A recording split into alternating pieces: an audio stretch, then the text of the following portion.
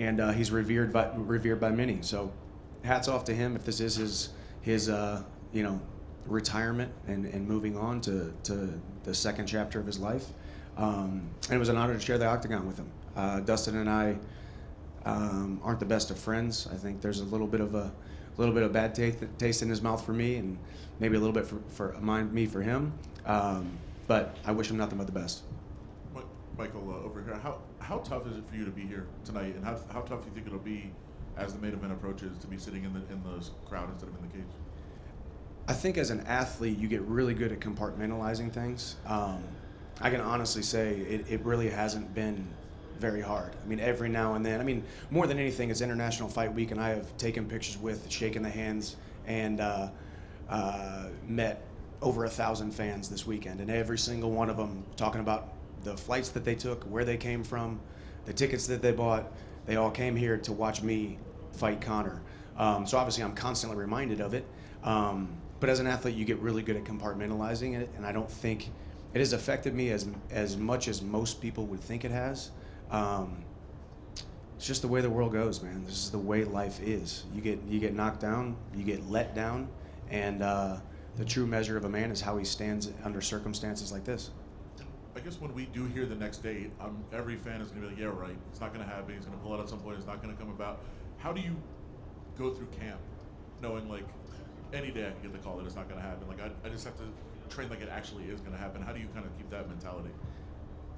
It's what I've done since I was 14 years old. There is no certainties. I mean, I have thrown myself into the fire every single day since I was 14 years old in hand-to-hand combat, watching teammate after teammate fall to injury, fall to sickness, get transferred, get kicked out of school, get in car accidents, have family members pass away, like all of these different things. We brave the unknown every single day, and it gets lost on so many people who criticize us for what we do and how much we throw ourselves into the fire every single day. Every single practice could be my last, not just in mixed martial arts, but with 2 capable arms and 2 capable legs. This is what we do.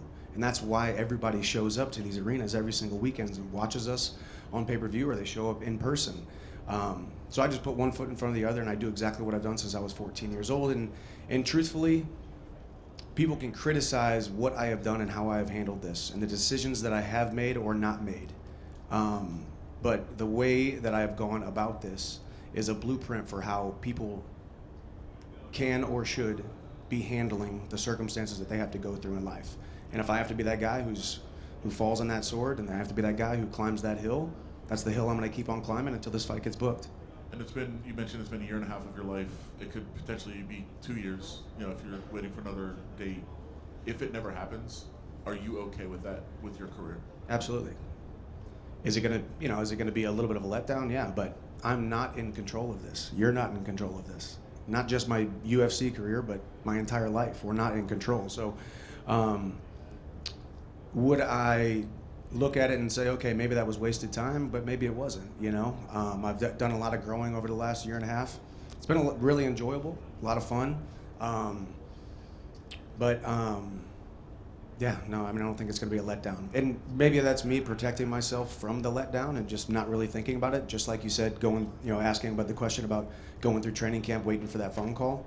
I'm not going to wait for the phone call, and I'm not going to wait for this fight to fall through. I'm just going to keep on moving forward. Michael, question over here to your left. Do you see yourself fighting for the BMF title before your career is over and done with?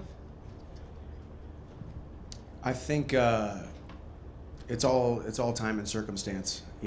Obviously, I think it's public knowledge at this point that Max's name was floated out there in these last couple weeks. I have a ton of respect for Max Holloway, not just because he is a bad mofo, but he dubbed it the blessed man forever. And Max is the epitome of the guy who says, hey, I am the guy who will stand in the middle of an octagon, point to the center, and throw hands until one of us goes unconscious, but also, I'm a good dude. So I got a ton of respect for him. I would love to compete against him. I guess it's up to the court of public opinion whether or not I am a BMF caliber guy. I have my opinions. I think I am, and I would love to share the octagon with Max at some point in my career. Well, the fight with Conor obviously didn't happen at 303. Do you feel like it's a blessing in disguise? Because obviously things happen for a reason, and Can you talk to me a little bit about your faith through this 2 years? Yeah, I mean, my life has been a constant up and down of if a bad thing happens to you, but a good thing comes from it, was it really a bad thing? And I think that is one of the storylines of this whole booking and falling apart and fake date back in December and fake date back in October and all the different. This fight's been talked about and rumored for just about every month of the 12-month calendar at some point over the last year and a half. But I've enjoyed being the guy who gets the darts thrown at him and just keeps on moving forward. Because the way that I react and the way that I respond says so much more about me than it does the words on social media or the words that are written in the media. And like I said, I'm running my own race. And watch it all work out, and watch it all work out in a spectacular fashion. And I'm not going to say I told you so. I'm just going to keep on moving forward, and you guys can say I told you so for me. And did you see Eddie Alvarez, his tweet? He was like, I want to save the day after Conor pulled out. Did you see that? I think I did. I mean, obviously, Eddie and I have a little bit of history. And I got a ton of respect for Eddie. He's one of the good ones in the sport, and one of the most entertaining guys that we have seen grace the octagon or any cage around the world. You never know what's going to happen. It was interesting. Obviously, Eddie is not signed with the UFC, but as I said, keep the options open. But we know what the number one option is. Michael, just over here. You mentioned obviously names like Max Holloway and the dates of September and October, but have you given yourself like a timeline that if it doesn't get to a certain if it gets to a certain point that you'll start to accept maybe a fight with someone like Max Holloway? I think we'll know a lot in the next week or so. I think we'll know a lot in the next week or two how some things are going to play out.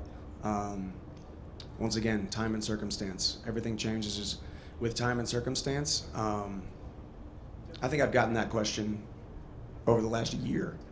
Excuse me. Over the last year, timeline. Hey, is there a certain date? When do you pull the plug? When do you, insert catchphrase here? And I haven't really thought about it, but I know that some information is going to be coming my way very soon, and we'll figure it out. And do you have any regrets about kind of waiting so long and not taking a fight first and then probably, waiting? Is there any regrets? No regrets, because I still say I had enough reassurances behind the scenes, conversations that you guys will never hear about, assurances that you guys have never heard or will have heard about. There's so much going on behind the scenes that is not public knowledge. And once again, I've never been offered another opponent throughout the entire process. Had I, then I would have had decisions to make. But this is the fight to make. It's Chandler versus McGregor. And so I don't have any regrets. But it makes a lot of sense why people would ask that question, or why people would be surprised that I would have no regrets. Hey Mike, is ring rust a concern for when you do get back in the octagon, regardless of whether it's against Conor or anyone else? No, I truly believe that I've been aging backwards for about the last 5 years. I'm 38 years old. I think that surprises a lot of people. As I just said, it's not just words when I say this was the best camp that I have had. Felt great. I honestly think the funny thing is time off helped me recover my body, but it also, I think it broke some bad habits that I had. The bad habits that a lot of you guys could probably point to in the UFC runs thus far for me. Those habits were not there because I took a little bit of time off, pulled myself out of the sport for the better part of a year, and then got back into camp, and all of a sudden I felt like a new fighter. So ring rust is not a concern of mine. I mean, I think fighting Conor is different than fighting anybody else when it comes to the size of the event, the aura of the event. So whether I had been off, 2 months or 12 months or 22 months, it's going to be a different fight no matter what because of what he brings to the octagon, or the eyeballs and the feeling inside the octagon. One quick random. I had never heard of hanging toe syndrome. Is that a Is random it true? fact in your Are you head? Googling it? Are you Googling No, it right I now? wondered. Did you Google? I did that when you Google looked it. up the I was. severity I of- looked at my wife. I said, "Hey, sweetie, isn't there a thing where people's pinky toe doesn't touch the ground?" She's like, "I don't know what you're talking about." She's a doctor. She's like, "I don't really know what you're talking about." There's maybe it's not an actual real medical term, but I Googled it and I think it's called hanging toe syndrome. Oh, he's got it. Also known as floppy toe. Floppy toe. All right. So I think it's my brother or somebody. I've definitely been around some people before where their pinky toe doesn't touch the ground, and it's not a deformity or anything. It's completely normal. It's fine. But it was just kind of a joke that I made. And as I said, I think you saw my tweet right after. I mean, no hard feelings. My heart is full. I'll see you soon. You know, that's how it is. You know, that man's putting his life on the line, training every single day, just like I am, and whether he should not have, or whether I would have still fought without it or not, it's neither here nor there. Thank you, guys. Appreciate it.